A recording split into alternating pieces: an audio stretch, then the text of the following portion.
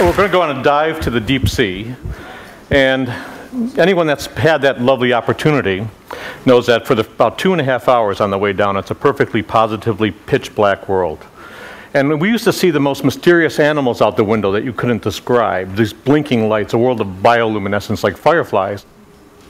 Dr. Edith Witter, she's now at the Ocean Research and Conservation Association, was able to come up with a camera that could capture some of these incredible animals, and that's what you're seeing here on the screen. That's all bioluminescence, like I said, just like fireflies. There's a flying turkey underwater turkey. I'm a geologist by training, but I love that. And you see some of the bioluminescence they use to avoid being eaten, some they use to attract prey, but all of it from an artistic point of view is just positively amazing. And a lot of what goes on inside, there's a fish with glowing eyes, pulsating eyes. Some of the colors are designed to hypnotize, these lovely patterns. And then this last one of my favorites, this pinwheel design, just absolutely amazing, every single dive. That's the unknown world, and today we've only explored about 3% of what's out there in the ocean.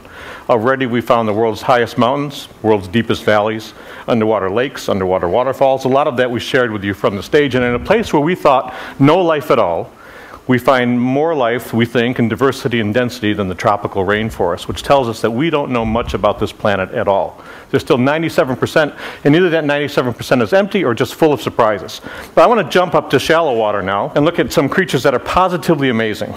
These cephalopods, headfoots.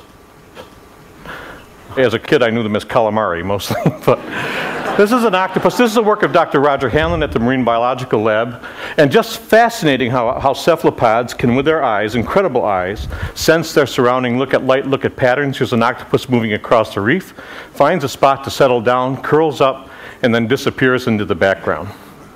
Tough thing to do. In the next bit, we're going to see a couple of squid. These are squid. Now, males, when they fight, if they're really aggressive, they turn white. And these two males are fighting. They do it by bouncing their butts together, which is an interesting concept. Now, here's a male on the left and a female on the right. And now the male has managed to split his coloration so that the female only always sees the kinder, gentler squid in him. And the male's on the We're going to see it again. Let's take a look at it again. Watch the coloration. White on the right, brown on the left. He takes a step back, so he's keeping off the other males by splitting his body, and he comes up on the other side. Bingo. Now, I'm told that's not just a squid phenomenon with males, but I don't know if that's it. Cuttlefish. I love cuttlefish. This is a giant Australian cuttlefish, and there he is, his droopy little eyes up here. But they could do pretty amazing things too. Here we're going to see one backing into a crevice, and watch his tentacles. He just pulls them in, makes them look just like algae. Disappears right into the background.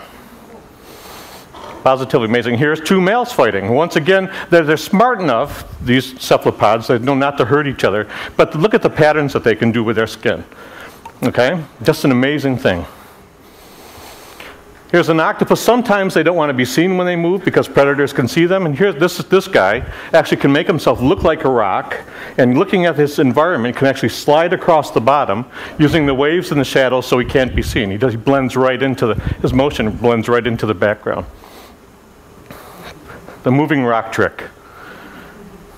So we're learning lots new from the shallow water. Still exploring that deep, learning lots from the shallow water.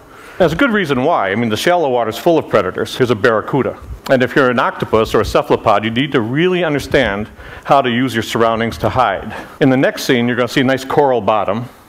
And you'd see that an octopus would stand out very easily there if you couldn't use your camouflage, use your skin to change color and texture. Here's some algae in the foreground. And an octopus. Isn't that amazing?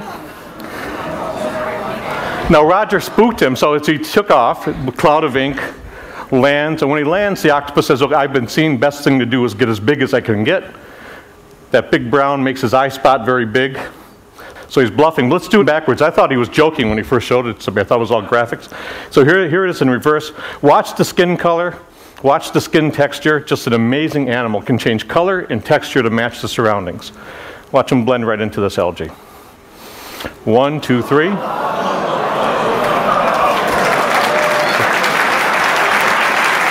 And now he's gone, and so am I. Thank you very much. you. Okay. Thank you.